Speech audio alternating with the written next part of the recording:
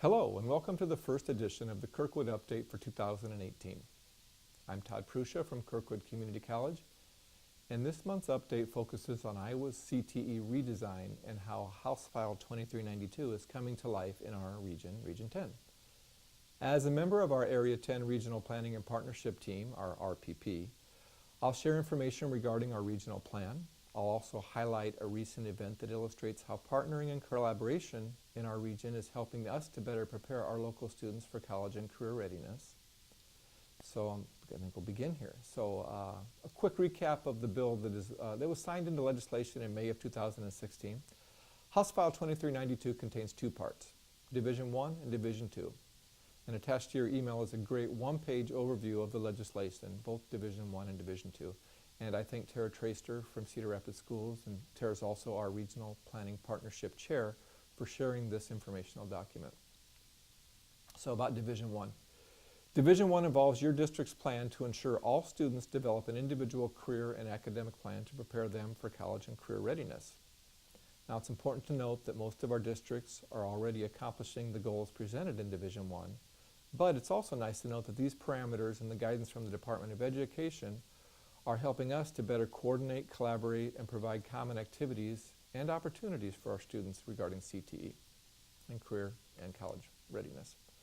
Division 1 is about self-understanding, career information, career exploration, post-secondary exploration, and career and post-secondary decision-making. The process all begins in 8th grade. Your district can certainly start sooner than 8th grade if they choose, but by law it starts in 8th grade with students completing an assessment or an inventory to introduce and explore personal interests, work values, learning styles, strengths, and career clusters. And this must include use of a state-approved CIS, or Career Information System. And this personal assessment will lead students to researching careers to learn more about the responsibilities, training, education, wages, and job outlook. So speaking of career exploration, I'm going to take this opportunity to highlight a recent program sponsored by Kirkwood's Workplace Learning Connection that demonstrates how partnering and collaborating among school districts, among the community college, and among our local employers has paid big dividends for nearly 4,000 middle school students in the region. And these students now will better understand and are able to explore various STEM careers. Nearly 1,300 of those students, middle schoolers, participated in the Workplace Learning Connection STEM Institute in Coralville at Kirkwood's Regional Center. Due to its success, a second STEM institute, which was called Find Your Spark, was developed, and it took place December 18th through the 20th at Kirkwood's Lynn County Regional Center in Hiawatha. 2,400 7th graders participated in interactive STEM activities led by professionals.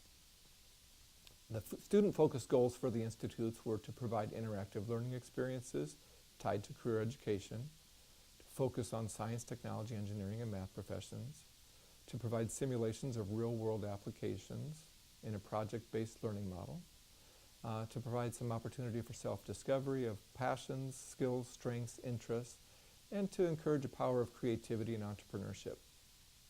So this hopefully is planting seeds for the students for their planning of their next steps into high school and then beyond high school. The results of these events extend well beyond student success, career exploration, and of course compliance with House File 2392 guidelines. In addition, our students, in addition to the goals I mentioned, the students were connected with our corridor businesses, and they were able to see the diverse and interesting opportunities that exist right here in our local region. And then additionally, our local employers were able to meet, up close and personal, 4,000 potential future employees, patrons, and community leaders. The employees were able to share the value of developing professional skills and giving back to our local community.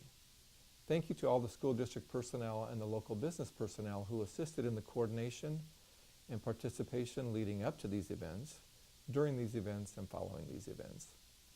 We know that the success of these events requires tremendous support from our schools and our business partners. And of course, thank you to Cheryl Valenta and the Workplace Learning Connection staff for planning, hosting, and orchestrating these events. So the pictures that I've shared here are just a sampling of the many students, businesses, and college program participants from the STEM events. These events are a great way to impact large numbers of students, employers, and college program personnel. By the numbers here, 21 middle schools participated, Nearly 500 interactive sessions were conducted, and 51 regional businesses or college program personnel participated in this activity. Thanks to all of you for that.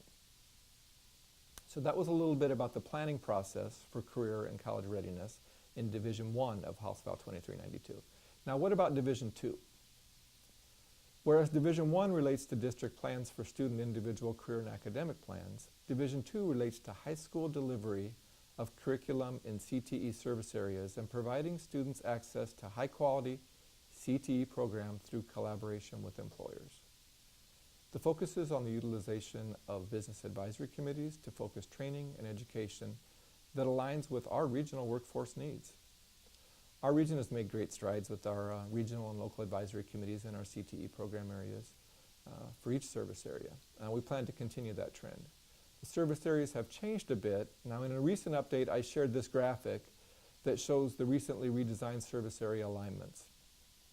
I present it here again as a reminder that arts, communication, and information systems is a newly identified service area, and that area encompasses computer science, computer technology, network administration, and graphic communications, that career pathway.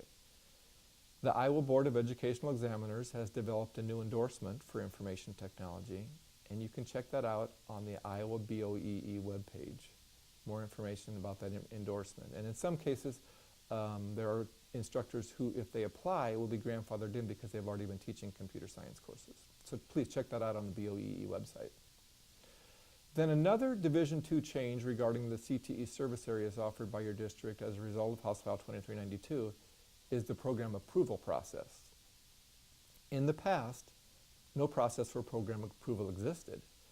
So this at the secondary level anyway. So this change now is that in the next 5 years, our region's regional partnership team will oversee the approval process of all CTE programs in all districts.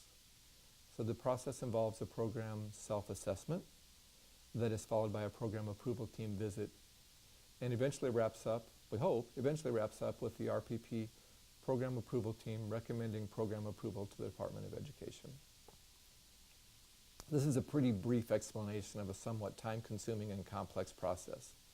More information will be provided soon by the RPP. But here's our general plan in Region 10. So our general plan is that for all CTE programs to be approved within the next 4 years. Each year, a group of 8 districts will participate in the program approval, self-review, and site visit review process. So in the assigned year that your district is in the approval process, all of your CTE programs will participate in the approval and review process that year. Each program will be provided coaching, guidance, and support from the region's RPP program approval team. Now, you may have noted that the timeline set by the DE is that in the next 5 years, all CTE programs will be approved. And we've set a goal in our area of completing all of our reviews in the next 4 years. We feel it's important to give ourselves an additional year in the case that some programs may require additional time to meet all the program approval criteria. So this plan is still pending approval from the State Department of Education. More details and specifics will follow after we receive feedback and approval from the Department of Education.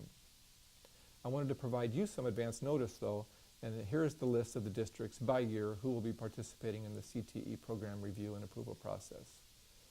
This list has been reviewed by the RPP team, and we went over this last month, and therefore many of you may have seen this grid or have already reviewed this grid.